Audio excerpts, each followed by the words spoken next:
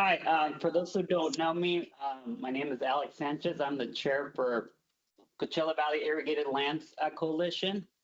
And we wanted to have this meeting with CCAs, PCAs, and growers as well. I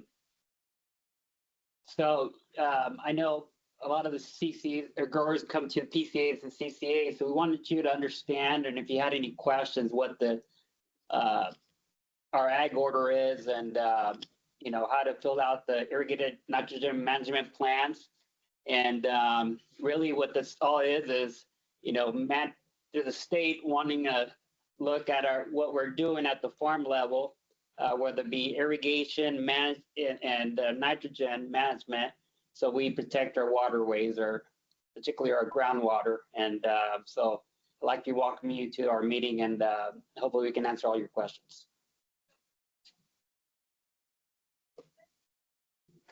Perfect. Thank you for that introduction, Alex. My name is Kelly Trunell. I work for MLJ Environmental, and we have quite a few of our staff here today to help us out with this process. And there'll be lots of time available for questions. If you do have a question, we'll try to remind you at the end of each slide. You know, ask if there's any questions. If we forget for some reason, please feel free to either raise your hand, we have that little button here on Teams, or just shout out your question. I'd rather all questions get answered in real time rather than potentially waiting or forgetting that you had that question. Okay. Okay. So this is a look at what we're planning on presenting today. Alex gave a nice introduction, thank you. I'll also be introducing our team that's here today on a later slide. I'm going to go through the Coachella Valley Irrigated Lands Coalition background and how it was established, some regulatory requirements and reasons for compliance. And your membership obligations. We'll also talk about some reporting requirements. And the main point of today's meeting is to really do a detailed walkthrough of entering your INMP summary report and farm plan information on the portal. So that's going to be tracking your nitrogen applied, harvested yield, other important information that we need. And hopefully it'll give you a good instructions on how to enter that information in the portal and what information we're looking for. This meeting is also going to count as continued education units for CCAs and certified agronomists. There's going to be instructions at the end of the presentation for how to apply for those. And then we'll have some time for additional questions, or if someone needs some one-on-one assistance.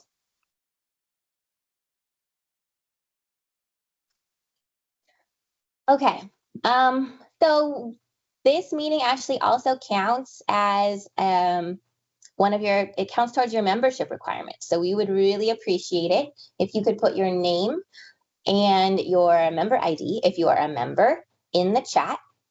If you are a CCA or PCA, or certified agronomist, please also add that information right next to your name. And that will be extremely helpful for us to keep track of everyone who attended today, so everyone gets credit.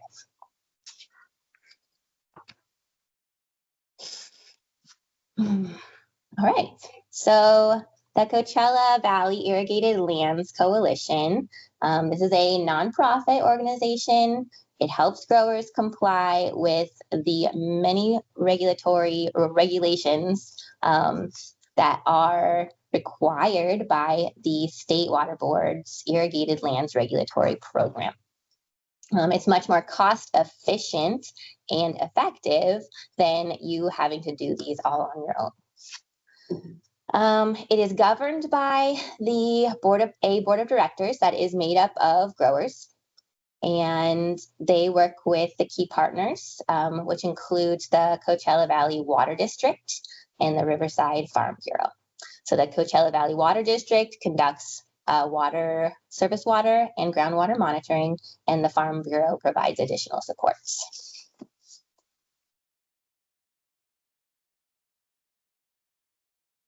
Okay, this is the Coachella Valley Imperial Land Coalition. I'll just say CVILC from now on, so I don't get tongue-tied. List of board of directors, some staff, and the consultants. So I won't go through all of these names. Hopefully you know some of them. The board of directors meets monthly to ensure resources are used wisely and that members remain in compliance. MLJ Environmental, which is where I work, and Barry, Lara, and Alyssa, who are here today, also work. We have been contracted by the board of directors. We handle coalition management and compliance, membership management. We conduct the fish tissue monitoring, which happened for the first time in 2024. I have a really great picture of Alyssa with a fish that she caught for you guys. I wish that I had it prepared to show in this meeting. But yeah, so Lara does our INMP data management. Alyssa does our membership management. So if you have questions for her on parcel information, acreage, or invoicing details, you can contact her. And Barry is the project manager. He makes sure all the reporting and monitoring requirements run smoothly for the coalition. And I am the program manager for the ILRP clients that we have here at MLJ Environmental. So I kind of oversee all of the different coalitions that we have, which we'll talk about the different coalitions in a minute. Then there's the Coachella Valley Water District. I think I said this already, they conduct surface and groundwater monitoring for the coalition, and the Riverside Farm Bureau for additional support. So the coalition has to operate under a general order, which is mandated by the Regional Water Quality Control Board in order to protect groundwater and surface water. And one of the important parts of this is to assess the impact of irrigated agriculture on water quality. Any questions? I haven't asked for questions, but this is a lot of background information. But if you have any questions, I'm happy to answer. Okay. All right, so you guys are in Region 7, the Colorado River Basin. And there are 9 regional water boards. They all have the job of protecting water quality in their region based on local climates, topography, geology, hydrology. Everything is they tried to separate it out into distinct areas. So you guys, like I said, are Region 7. You're down at the bottom right corner, that kind of fuchsia color. So that's Coachella. The coalitions that are here are Coachella, Imperial, Palo Verde, and Bard. And some other important regions that you might have heard about are Region 5, which is the largest region. That's the Central Valley region. And Region 3, which is the Central Coast region. Region 5 is really where the Irrigated Lands program started. And so they have the most history with this program. And then Central Coast is also now expanding into Southern California. Oh, I'm sorry. I've read my notes wrong. The Irrigated Lands program is now expanding down into Southern California and other regions. Okay. The CVILC timeline. So I won't go through this in too much detail. The Irrigated Lands program started back in 2000, so it's not that old. Some real big time steps were when the Colorado River Basin Regional Water Board adopted its first conditional waiver in 2014. And then in 2020, those waivers were shifted to general orders. And those orders are actually, they follow the same system or rules as the East San Joaquin, which is in the Central Valley. So that's what we call the precedential order. And everything, a lot of general orders are based off of the East San Joaquin precedential order. At that time, some additional reporting requirements were also added. So we have groundwater monitoring was added at that time. Applied nitrogen reporting, which is what we're going to be talking about today, was introduced, and yield reporting. So how much yield are you pulling off of your fields? So in 2022, as another big step for CVILC, that's when MLJ Environmental came on board to help the coalition as reporting requirements expanded beyond just monitoring.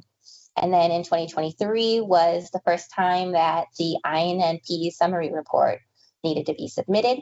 So that's the Irrigation and Nitrogen Management Plan summary report. So this year is the second year that those summary reports are required, and it'll be the third year for you guys to do the farm plans. A little bit of history. All right, this is the general order.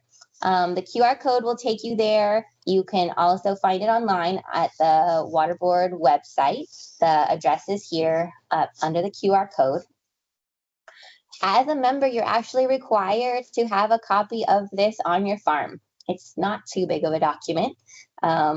This meeting is going to cover some of the key points, but it's a good thing to review and keep on hand.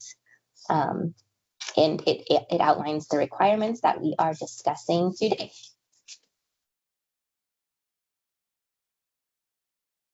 All right, so what are those requirements? As a member, you need a notice of confirmation. This confirms your participation under the order that we saw on the previous screen. It's required if you were under the older waiver or the waiver prior to the general order. And it can be updated through the portal or submitted manually. Alyssa tracks these, so if you are missing one, she'll send you a friendly reminder when she sends out invoices. You are also required to pay your annual membership dues. These are due on September 30th of every year. It is based on your acreage, and it covers the coalition operations and state board fees. The coalition pays the state on behalf of the members. You're also required to fill out your yearly farm plan and irrigation and nitrogen management plan summary report. These are due February 1st. This year, we will have a grace period until February 15th, but this is the first year that we will be applying a late fee. I don't have in my notes, Alyssa, what is the late fee? So there's this is the first year that it'll be a $50 late fee for reports that are submitted. Usually it'll be after February 1st, but like Kelly said, this year we have that 15-day grace period. Perfect, thank you.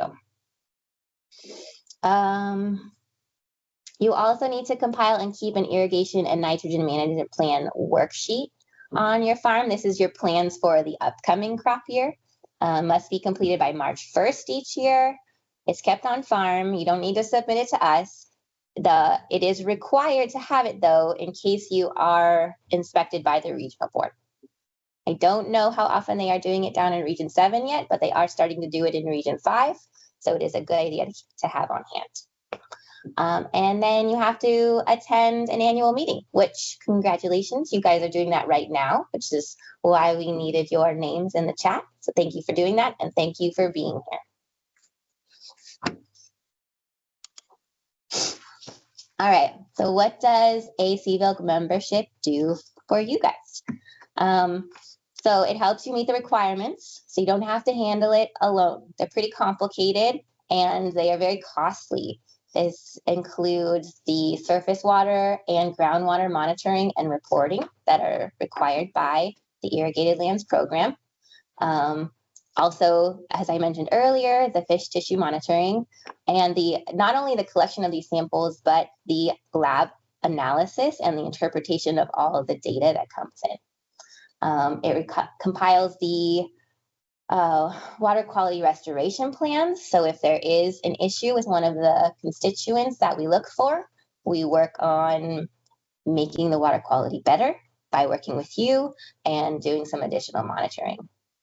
We pay the state water board fees on behalf of growers, and we have reporting assistance. So this is support for your INMP summary reports, your farm plans, and any membership questions. Alyssa, Barry, and Alex are always available to help. So please contact them if you have any questions. Advocacy with the regional board is really important here. We represent growers. We negotiate realistic requirements based on science. A lot of times the regional board, they are told by the state board that we need to do more things, more monitoring, more reporting. We help keep those requirements to a minimum as much as possible so that your fees don't have to go up anymore. And we make sure that the science that we're using is actually going to help the water quality and we're not having to do excess regulations or requirements, I should say. Yeah, any questions on this? Okay.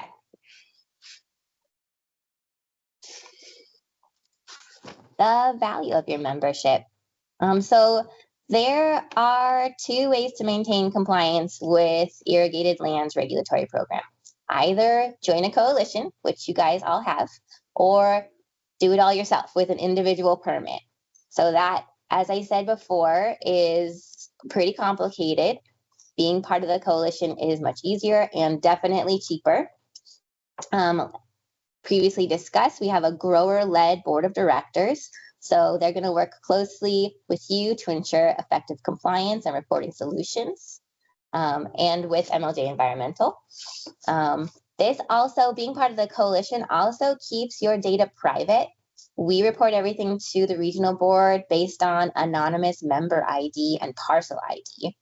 So even though the data is public, no one can connect that data to you specifically or your property. And I mentioned the cost savings of sharing all of this work by paying for it. Basically, we're doing the monitoring by area instead of individual location of your property. So if you were doing this by yourself, you'd have to monitor edge of field instead of us trying to do a regional or a watershed area that covers everyone. And then we do one annual report that covers all members instead of every member having to submit a report on their own.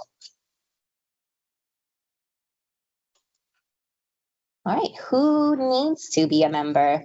So if you irrigate and have commercial agriculture, you must be in the coalition, regardless of your property size. Even if you don't think you discharge surface or groundwater, you're still required to join. If you have questions on this, or if you have a neighbor who is unsure about joining, please encourage them to reach out to MLJ Environmental or the coalition, Alex, and we can help you decide if you are required to join.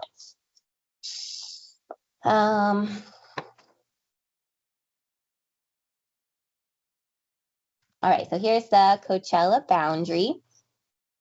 We currently have 79 members, and we cover about a little over 38,000 irrigated acres.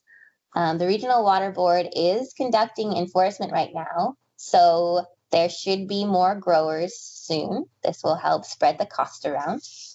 Helpful for you. So another reason why you should talk to your neighbors, encourage them to become members of the coalition. And these are our annual membership fees. So it's $8.50 per acre. Again, your annual dues pay for the state water board per acre fee, the CVILC membership management, and all of the monitoring and reporting requirements that are required under the INMP general order. Are there any questions? Oh, guys are so quiet. All right, so now I'm going to introduce Alyssa. I did earlier, but she's going to walk us through our member portal and how to use it. I'll stop sharing so she can share her screen. All right, thanks, Kelly. Okie dokie. So it seems like from the chat, a lot of the people in here are CCAs. So you might not be, or PCAs, you might not be the member, the enrolled member. So something to keep in mind for logging in is that all of the logins are by the member's email, and the member has set the password. So you will need their email, their password, and their ID if you are logging in for them to complete the report. Some other coalitions have a delegate login. We do not have that at this time. So this is what the login page looks like. You'll need your member ID, email, password. We do have a reset password button if you need it. Again, it looks like most people in here are CCAs and PCAs, so I won't spend too much time on this. In the member portal, you can update your contact information, view your balances, update your enrolled parcels, watch meeting videos. And this is also where you will come to do what we're talking about today, which is complete the INMP summary report and the farm plan. So you can also retrieve a copy of your INMP worksheet here as well. But this is what the dashboard looks like after you log in.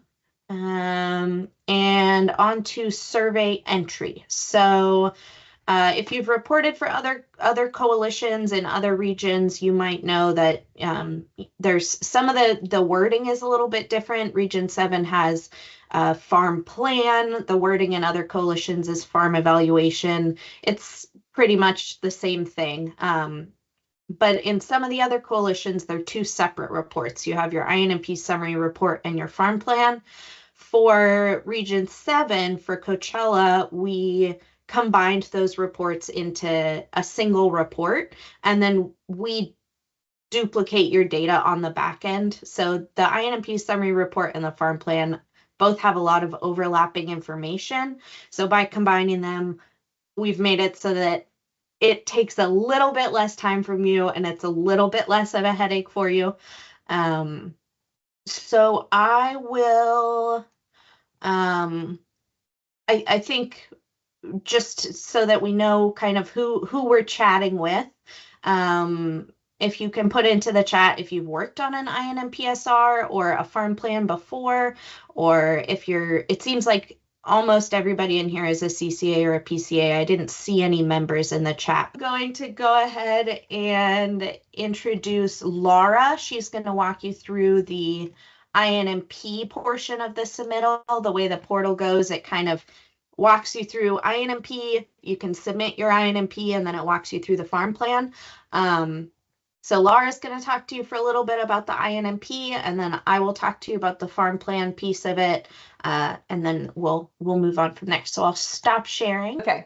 So again, thank you, Alyssa and Kelly. And if you could please put in the chat if you're a member or an operator, what crops you grow. And then if you've worked on the INMP summary report before, farm plan before, that'd be great. Okay. So moving on. All right. So why is the INMP summary report an issue? Why are we here reporting on our nitrogen fertilizers? Okay. The requirement to fill out and submit the INMP summary report and the farm plan has an answer in that. I'd like to step back a little bit and talk briefly about why nitrogen and its movement is in the soil is an issue. Essentially, nitrogen, the nitrate portion of the fertilizer that is applied, that's not taken up by the plant at the surface, is at risk to move through the soil to places that we don't want it to be. So nitrate, NO3, is a negatively charged ion, as are soil particles. So nitrate does not stick to the soils. It's repelled, negative and negative. So nitrate moves anywhere that water goes, i.e. gets leached out or through the soils. If it goes into drinking water wells, it becomes a health concern. When consumed in drinking water, nitrate can cause blue baby syndrome, which it interferes with the oxygen uptake of the blood, and is especially worrisome in vulnerable populations of the young and the elderly. If it goes past the root zone, it's a loss of resources. So the plant didn't grab it on the way down. So why didn't it grab it on the way down? Well, if the amount of nitrogen applied is above what the plants can actually use at the time, then in other words, it's not 100% efficiency. Or if the timing of the nitrogen application didn't match when the plants were taking it up, or if the amount of water, because remember, nitrogen will go with the water, when water is applied above what the soil can hold at any given time of year, either through irrigation practices or heavy rain. The nitrate will pass along with the water into the aquifers, wells, or subsurface drains that flow into Coachella Valley Stormwater Canal or directly to the Salton Sea. And if they're in the Salton Sea, they potentially could cause eutrophication and algal blooms, which is also environmental impact. Okay, so how can we minimize the potential loss of nitrate to the system? How do we minimize the leaching? A way to do that is to come up with a nutrient budget and a water strategy. Really dialing down and into what the crop needs and when it needs it. And you guys know what I'm talking about. So when thinking about your nutrient budget and the water strategy, I'm sure you've seen this before, the 4 R's, but a good place to start is with having a goal of keeping the nitrate in the root zone. And to do that, you would come up with, you could follow the 4 R's of right source, right rate, right time, and right place. Right source is the type of fertilizer correct for your plant. Right rate is the amount appropriate for what the plant can use. Right time is it when the plant needs it. Is it when it's actively taking up the nitrogen? And the right place, is it where the plant can access it? In the root zone. Are your root zones in distinct rows? Are they across a field? So if there's not enough nitrogen getting to the plants, that it would equal crop stress or not a good yield and a profit loss. If there's too much, too much nitrogen applied, then that would be a loss to the system without the benefit to the plant, the potential health risks, the environmental impact, and again, profit loss. So that's the nitrogen budget. And then the second thing that you can do to help keep the nutrients where you want them, the nitrogen where you want them at the root zone, would be water management. Water management is essentially keeping the nutrient, oh my goodness, I am blending words, sorry, nitrogen or nutrients at the root zone. Okay, so a tool for tracking your nitrogen budget and water strategy is the INMP worksheet. And Alyssa had shown that slide previously. You have the, actually the nutrient, sorry. Ooh, there we go. The irrigation and nitrogen management plan and summary report is, oh my goodness. Sorry guys, out of order. There we go. Worksheets are required. Again, they're a tool, they're required though, and they stay on farm and they're due March 1st of the current crop year. Worksheets are available on your member portal by clicking in the tile indicated on the slide here. I won't be spending too much time on the worksheets, but if questions do come up, the instructions and FAQs are also available in the same worksheet PDF that's on the member portal. Worksheets are forward-looking. In other words, they reflect the nitrogen plan for the upcoming year, but also have a place to track the results of that same year. And I'll get into that in a second. So let's go into how you can leverage the worksheet to help track the results of the current year and to get ready to report in the summary report, which is due February 1st. Okay. This is leveraging the worksheet for the report. Again, the worksheet is a tool for mapping out your nitrogen budget at the beginning of the crop year, but other items of your strategy can also be tracked here and are tracked here, which is reported on the INMP summary report. So along with the place to track your nitrogen in your system and the crop yield, you'll track your irrigation methods and irrigation and nutrient efficiency practices. Once you've come up with the nitrogen budget, you'll need to list out the form of the nitrogen applications. In other words, the nitrogen content in the irrigation water, in the organic amendments, etc. So you'll notice on the bottom right-hand side of the page, there's two columns for each row of the application. This is where the estimated yield and the planned nitrogen applications are listed versus the actual yield and the nitrogen applications. The actual yield, the one in orange, and the nitrogen applications are what ultimately get reported on the INMP summary report. So now let's get into what is reported on the INMP summary report. All right, first, you'll want to line up the information listed here. You'll be asked questions about this information, all of which is included on the worksheet if you filled it out completely with the actuals. But it also might help to sit down with your farm manager or CCA when you're filling out the report. So how do you access the entry form on the portal?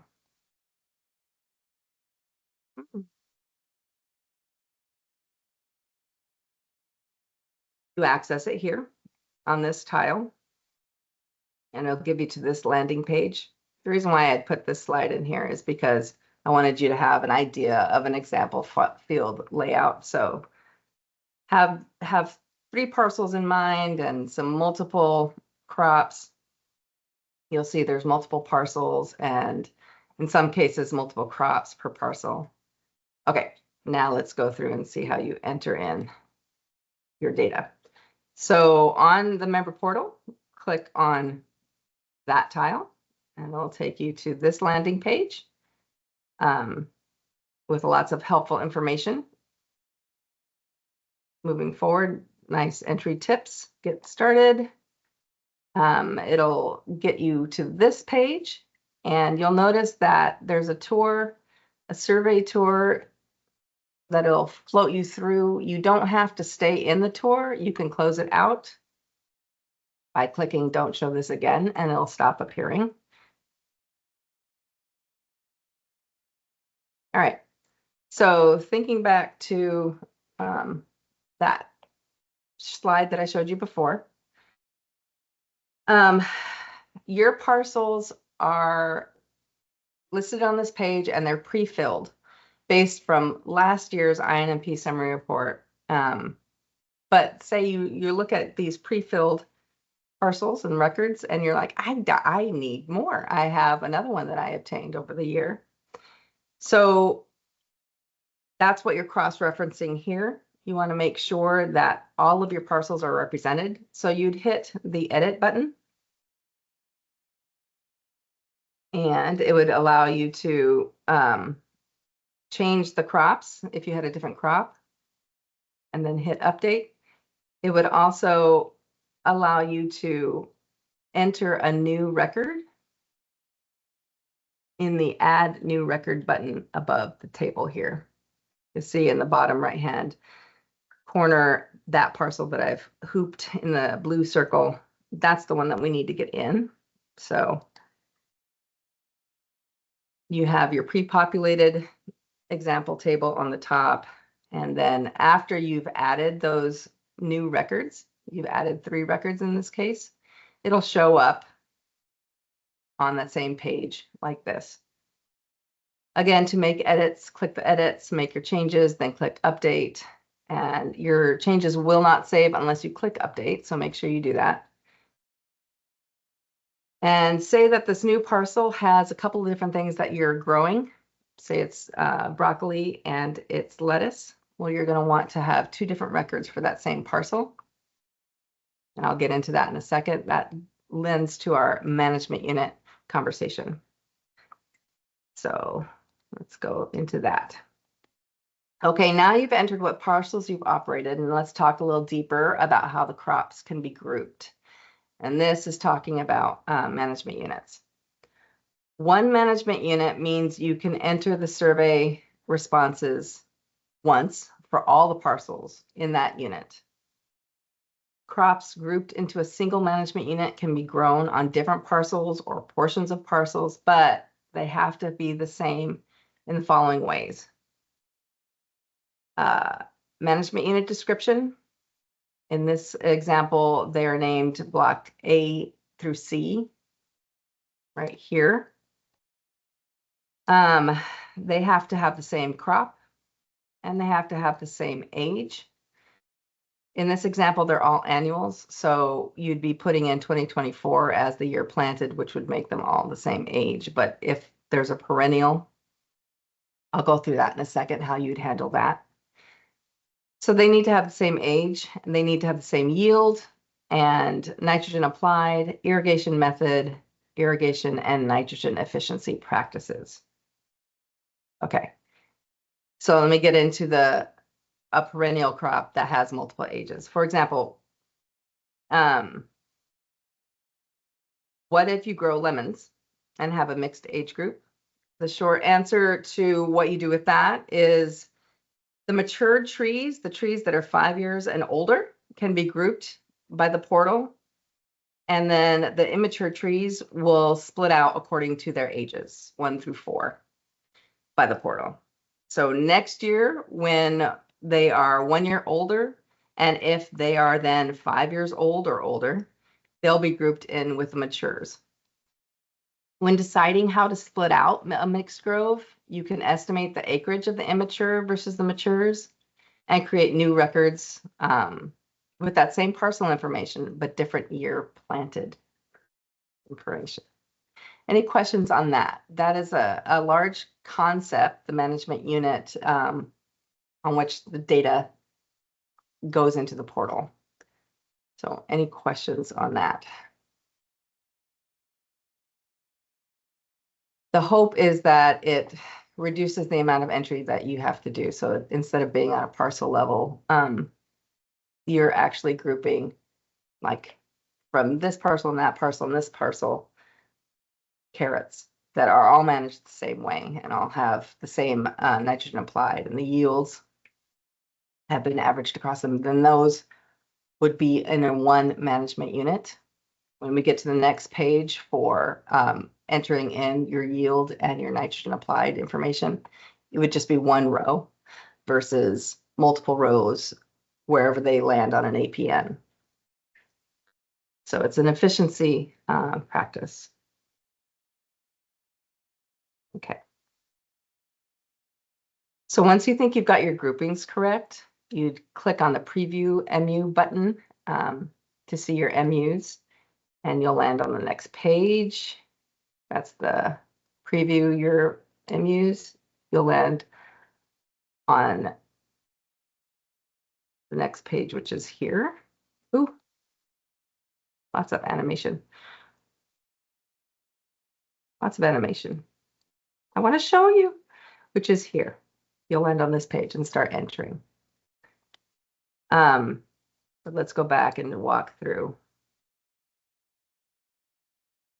this page still. So we're still on the MUs, we're still entering that information. Say you have a parcel that has multiple things grown on it throughout the year. So you have carrots and corn in this example on block B, you have lettuce and broccoli on block C. You would enter in under the crop rotation a yes answer for that parcel. It would need its own record, again, because it has different crops, but you're operating on the same parcel, so it would have the same acreage, it would have the same APN, and so forth.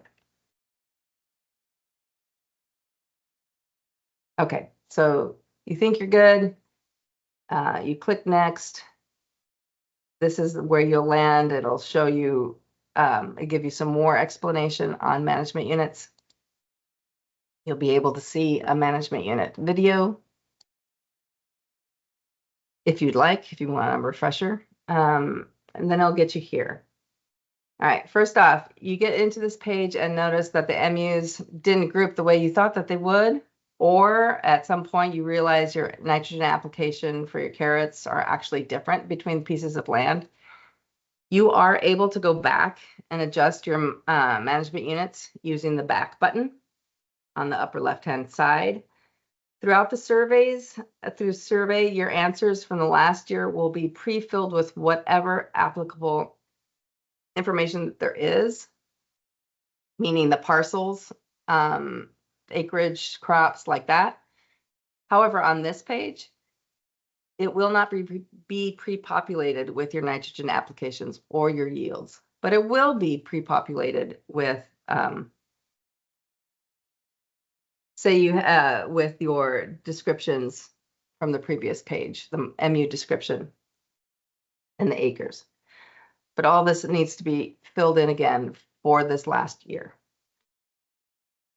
Right. If there is anything, if you try to go beyond this page and you haven't entered in any of the fields, then it will give you a pop-up saying, you haven't entered, please enter. If you say to yourself, but I don't have any nitrogen application for this field, go ahead and enter 0 for that. But it needs to have something in there, some numeric, for the portal to be able to progress you through it. Okay, so let's go through all the different columns here.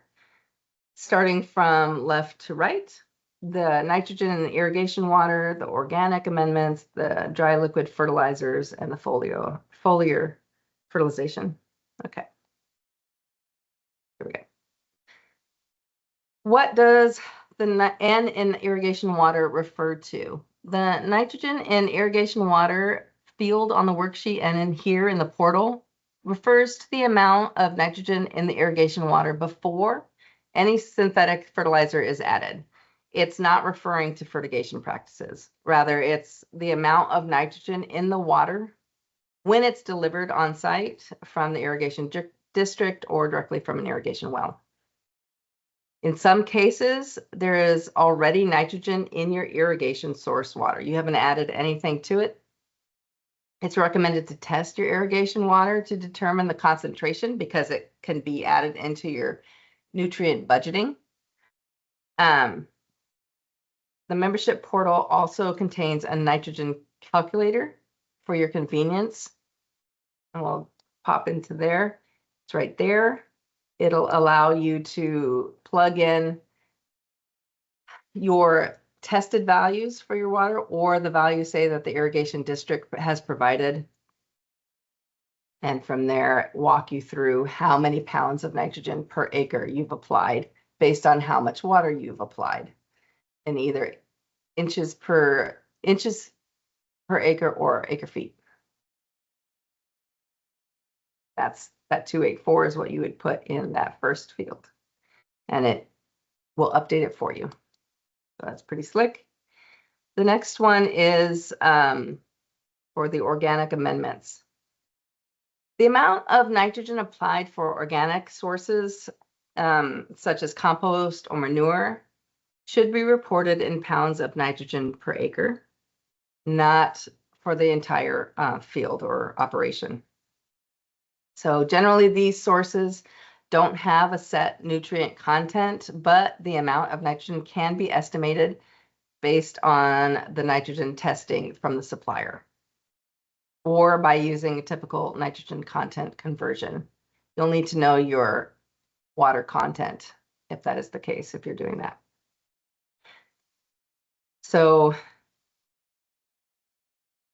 I didn't say it, but the question marks above the column headers will give you these pop-ups that you can read what the column header is referring to.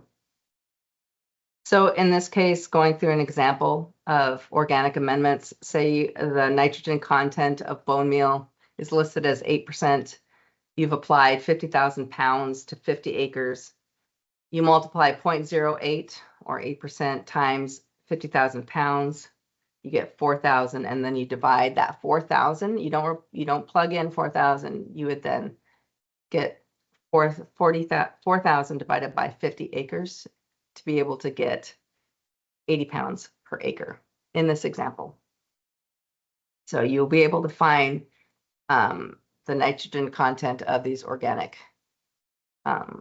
amendments, again, in the analysis listed by the supplier. All right, fertilizer applications for dry liquid fertilizers. Again, this is reported in pounds per acre. The amount of nitrogen applied is calculated based on the nitrogen content of the fertilizer. It's on manufacturer labels. Don't report the entire amount of fertilizer applied to the entire field. It would be overrepresenting. So in this example, again, the nitrogen content, I've put in a little snip for other mixes, UN32, for example, whatnot here. Take that off. The nitrogen content on the left-hand side is 11% of this particular fertilizer. It's applied 63,863.63 pounds are applied to 50 acres. And then you just go through the calculations you see there, 11% of the pounds, and then the pounds divided by the acreage to get 140.5 pounds per acre. And again, there's some typical, for different products, some typical content, nitrogen content. You can also reach out to the coalition for help with that in those calculations. All right. Foliar fertilizers. You report the nitrogen applied to the canopy or above ground plant parts throughout the crop year in pounds per acre. So you would sum all that up for the year, and then you would divide by the acreage.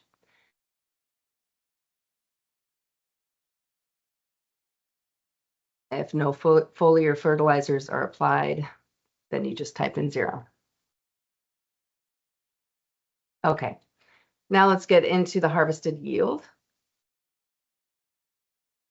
Right there. I'm going to go in more in depth into the production unit in a minute, but from left to right here, the harvested yield is simply the number of pounds or tons or cartons that you have. You plug that in. Then you choose which production unit you have. You'd enter the production units for your acre yield if they're, like I said, reported in tons, pounds, bins, cartons, bales. And the coalition or the portal converts all those units into pounds at the end of the day. But you want to choose the one that's most accurate for your operation. And then the calculations can be done on the back end. And so what should I include in the yield info section? This column provides additional information about your yield that's important when comparing your yield to other members growing the same crop. So this includes indicating if the crop is non-bearing, if it's not irrigated, like wheat often, or oats sometimes. If it's couldn't be harvested, say there was pests or whatnot, weather conditions, didn't get enough water from the irrigation, whatever, drought. This is where you'd pluck a yield information code out of there, and then you could further augment what that code means with the additional comments field here. It's important because it allows us on the back end when we're analyzing the data to say, oh, okay, this had a special circumstance, you know, It's not everything is created equal out in the fields. All right, so like I was saying, for the production unit, you'd want to go in and pick whatever production unit applies to your operation and yield here in the drop-down menu.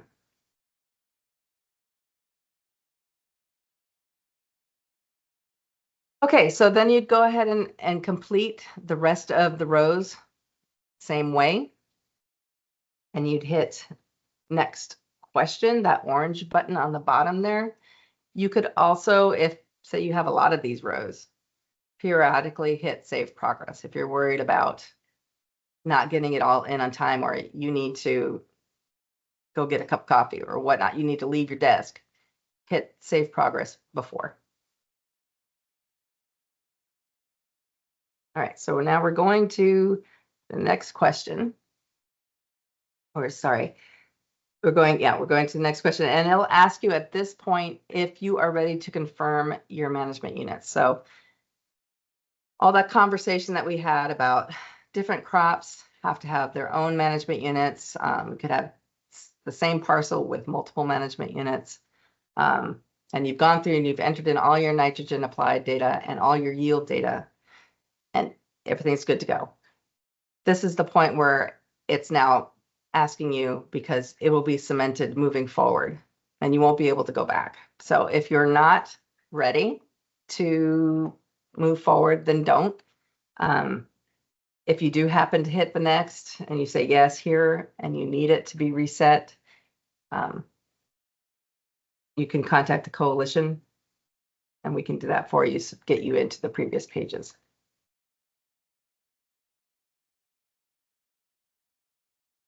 All right. And so here, again, walking through the tour, you're going to be looking at the different components of this page. You want to enter in your name, address, contact information, etc. Pretty straightforward. And then you're going into the irrigation practices for your field. So again, this is part of your management units. If you have drip irrigation on one set of carrots, I just made that up, and you have flood furrow on another set of carrots, then they would be in two different management units and you should have two separate rows. And here is where you would enter in that kind of data of the irrigation practices for the different management units. All right, irrigation efficiencies. So this is if you use evapotranspiration, say, if you apply data to decide if you're irrigating or not. If you apply water according to need, you don't have it on a scheduled delivery. If you've laser leveled your field so that the flow is as you want it to be and doesn't have puddling or settling areas that make it uneven, that's where you'd enter it here. It is showing you at the top of this that you are getting close. You are 5/16 done with your survey, but you still have a ways to go. Okay. That was a little bit out of order there. For here, the irrigation practices for managing sediment and erosion control. Again, you would simply put in, according to your management unit, what is appropriate. If you do find out that your management units are not grouped appropriately, I wasn't sure that the reset button is here. Alyssa, for the reset button, growers are able to do that and it'll take them back to the beginning. Is that correct? Yeah, so you can Okay, great. reset your button, and you can reset your survey using that button, and your responses are temporarily saved, so you won't lose everything you entered if you reset your survey. But if you're worried about it, you can always just give us a call, and sometimes it's just easier to give us a call or an email, and we can do it for you. But that reset survey button is available if you need it. Okay, thank you. Yeah, I wasn't sure where we were at in that update. I knew it was a concern in previous entry efforts about losing data. So that's good to know. It won't be lost. Okay. So here, what is your primary irrigation, secondary irrigation efficiencies and nitrogen efficiencies? These are both in the irrigation, the INMP summary report and the farm plans. So again, we're just walking through, so we've combined them so that it's just one-time entry. And then, oh, you're almost done. You are almost done. You hit submit. And then you're done. And you could see that the farm plan is still in progress.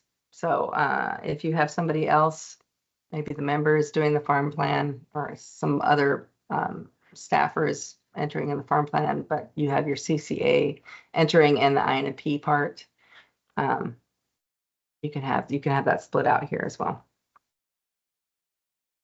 So Alyssa, are we ready? I was going to go through a demonstration.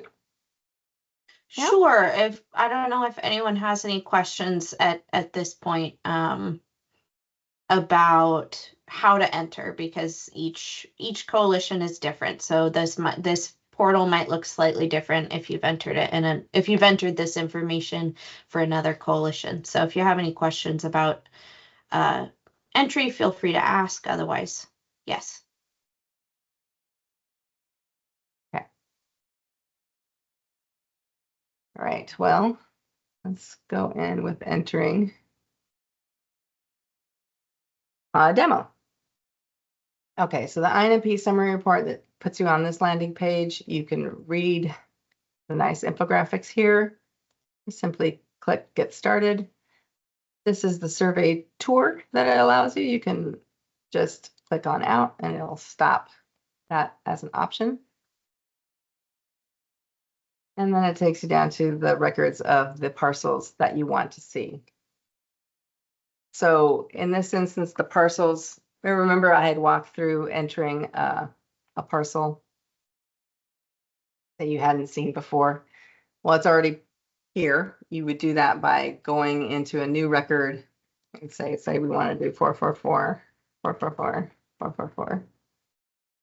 And TRS, and this would be block C, and say, oh gosh, do basil. All right, and the year planted, and the crop acres.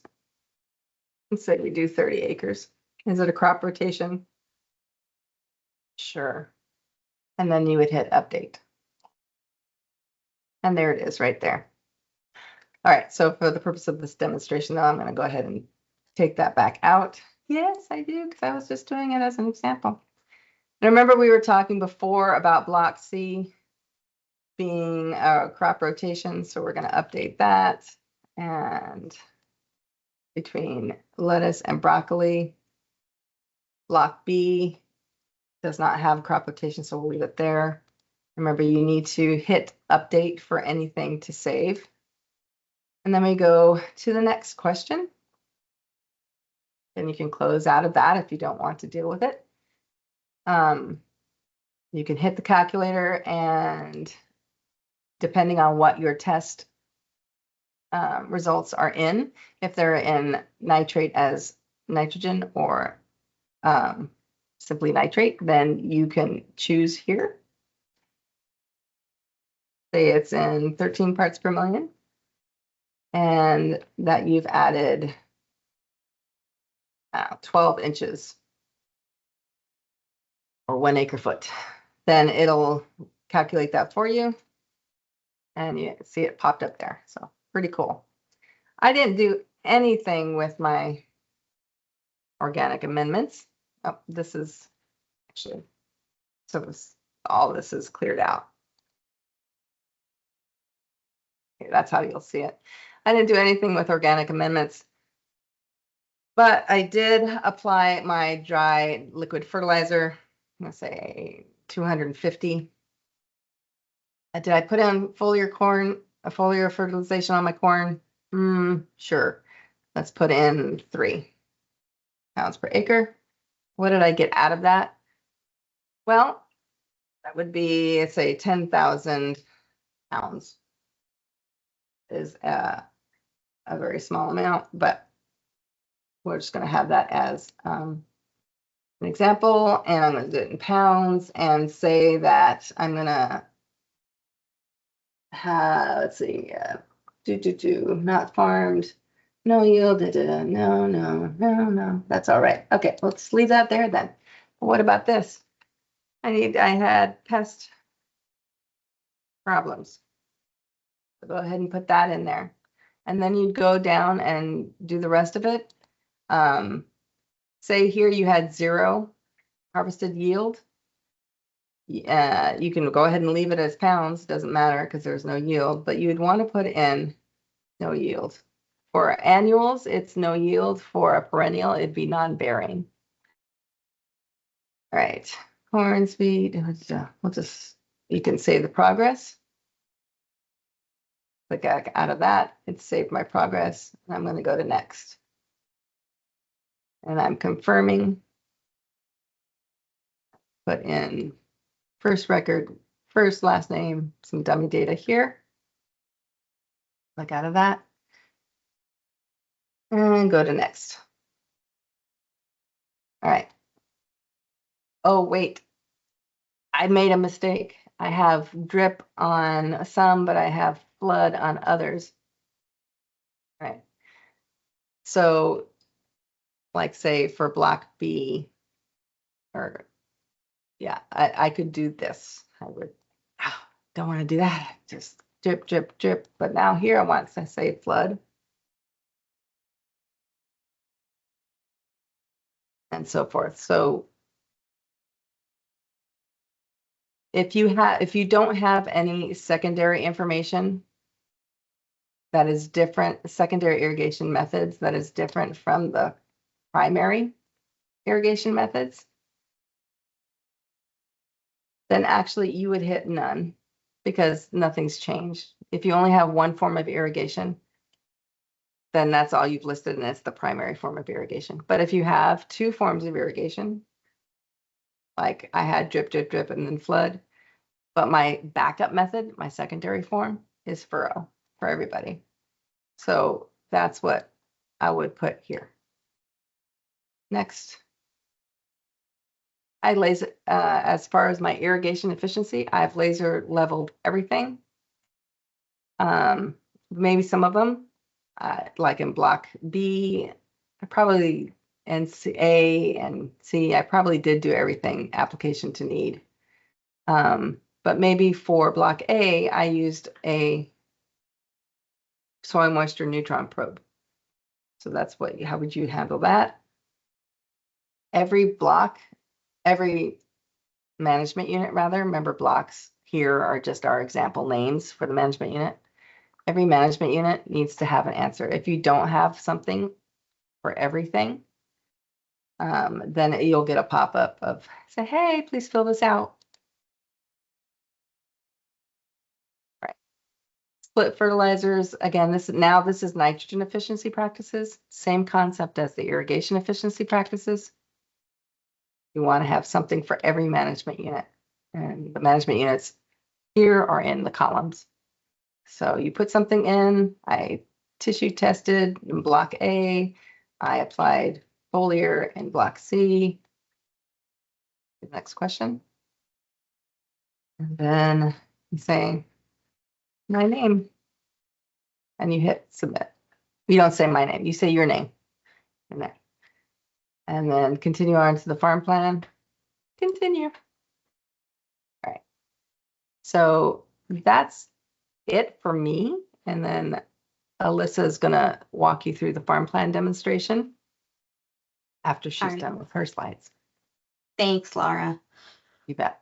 Okay, so admit that person. Okay, so let me get my screen sharing here. Mhm. Okay, so you have two options. Once you finish the summary report, you can leave, come back later, fill out the farm plan later. I recommend that you just go through and complete the farm plan now, because honestly, the INMP summary report piece of it is where all the time and the headache comes in. The farm plan is really pretty simple to complete. So we're gonna continue on because our farm plan's incomplete. And once you move into the farm plan, you'll be asked 3 questions.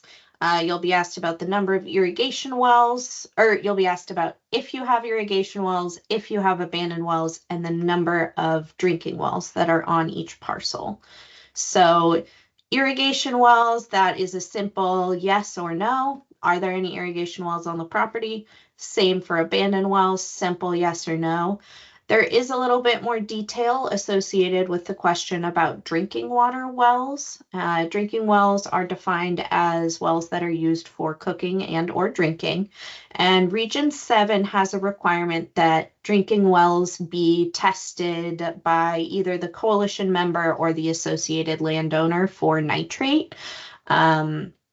That testing is outside the scope of the farm plan report, so we won't talk about that in too much detail, but it is really important that you slow down, take your time, and enter in the correct number of drinking wells per parcel. And then it's just good to have in mind for your clients, or if you're a member, that there are drinking water well testing requirements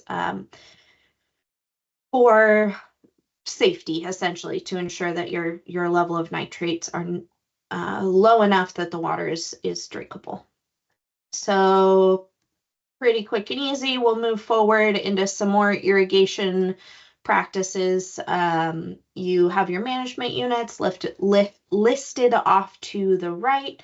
Like Laura was showing in the demo, it's pretty easy. Say I have infrared dams on all of my management units, then I click the check all button, or say I use all of these practices in block B, then I can check this click all button. So just reading through them, going through one by one, pretty straightforward for the farm plan. There'll be some more questions about your management practices. These will be pre-filled from whatever you entered last year. So if you're farming everything exactly the same way, they'll be pre-filled. You can update your responses. We encourage you to review them and update them if you need to.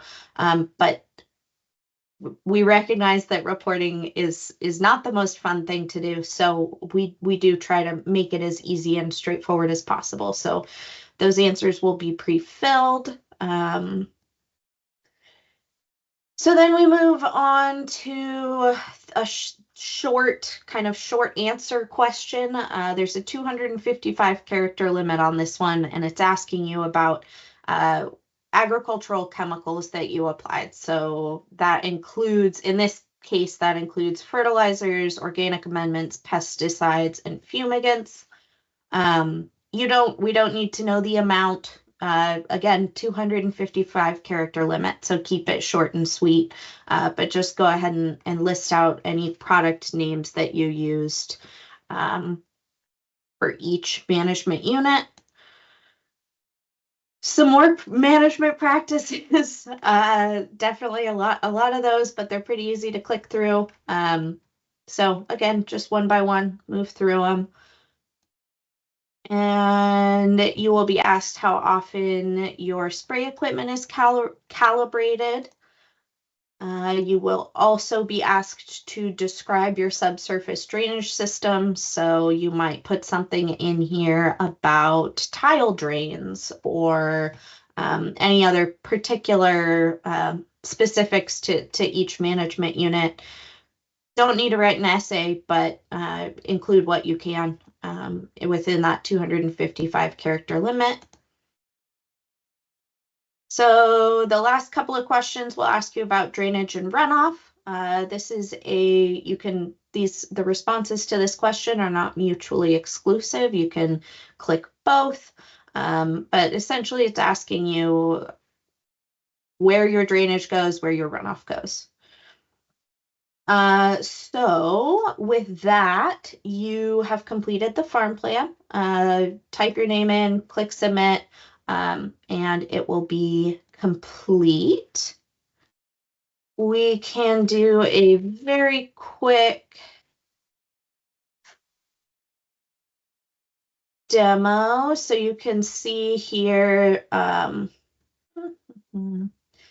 that where Laura left off, we're in the same test account. So Laura left off, it saved my progress. We're 37% complete.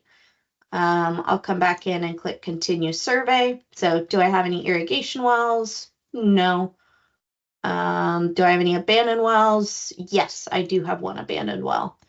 How many drinking wells per parcel? This will be pre-filled from last year. You can put any comments in here that you'd like. If you have a reverse osmosis or something like that, you do still have to get your well tested as required by the order. Even if it is a reverse osmosis a reverse osmosis system, but it's something that you can note.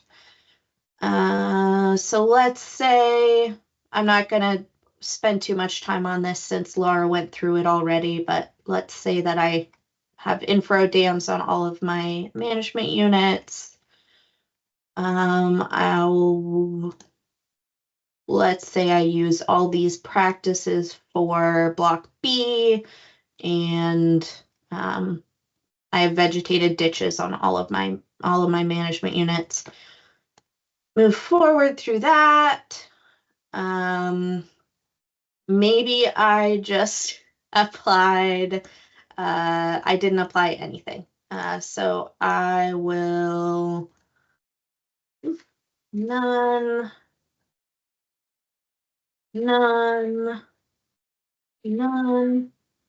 Move forward through that. And I'll answer some questions about my spray management practices. I always use electronic controlled sprayer nozzles on all of my parcels. So I will move through there. Spray equipment is calibrated prior to each application. Let's say none.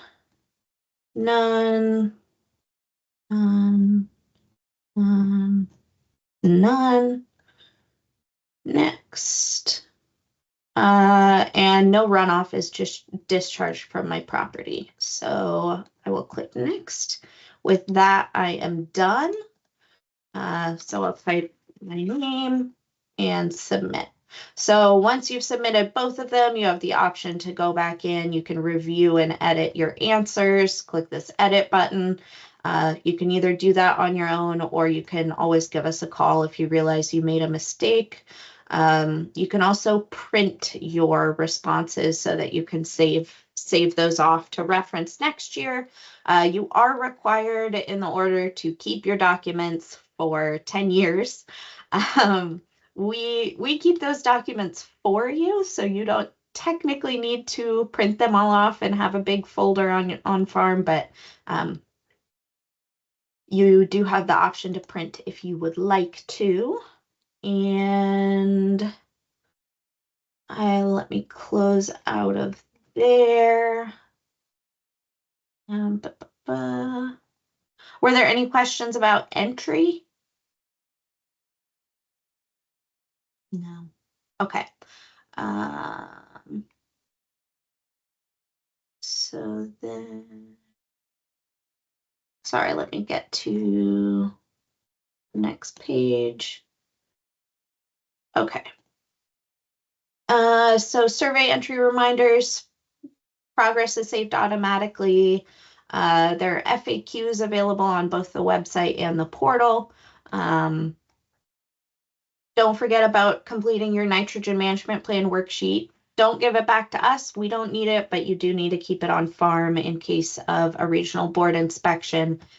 We haven't seen those in Region 7 yet, but Region 7 is also a little bit newer. So we're still kind of figuring out their methods of operation. Can skip through the INMP worksheet since Laura went through it. Just a reminder about your deadlines. Member portal is usually open for entries starting in fall. We send out an email to the members when it's available, but you can generally count on it being early November. And then February 1st is the deadline to submit your reports. Again, we have that grace period this year. Something to keep in mind is that we do go through and QC the data afterwards. So that's one reason we have that name that you type in who completed the report, is so that we know who to ask if we have questions. Typos happen, so usually that's what we're following up on is somebody, accidentally added a couple of zeros to their yield and it came up as flagged in our system. So that's just the kind of things that we're looking for and that we're QCing. And then every July, so the reason we need to have your reports in on time is because every July we report on that data. Again, it's anonymous. Your parcel IDs are anonymous. Your member ID is anonymous. Your name is not attached to it in any way.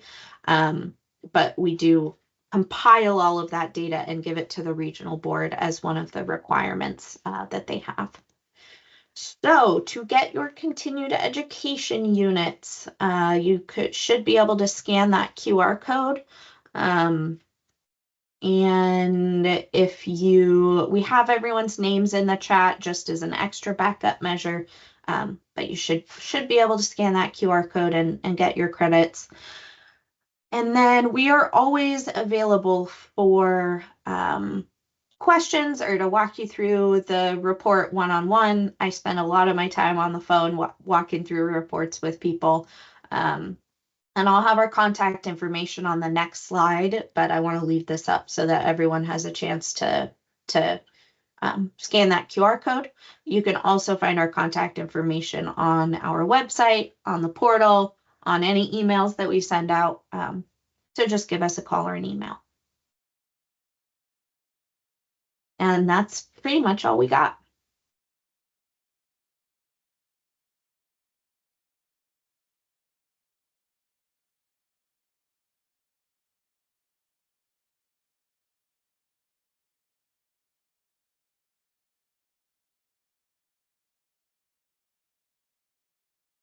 All right, super exciting stuff. There haven't been any questions in the chat, so last chance if anyone wants to ask any questions before we. All right, well, really appreciate everyone taking their time to attend this, and we really hope it's been useful to everyone.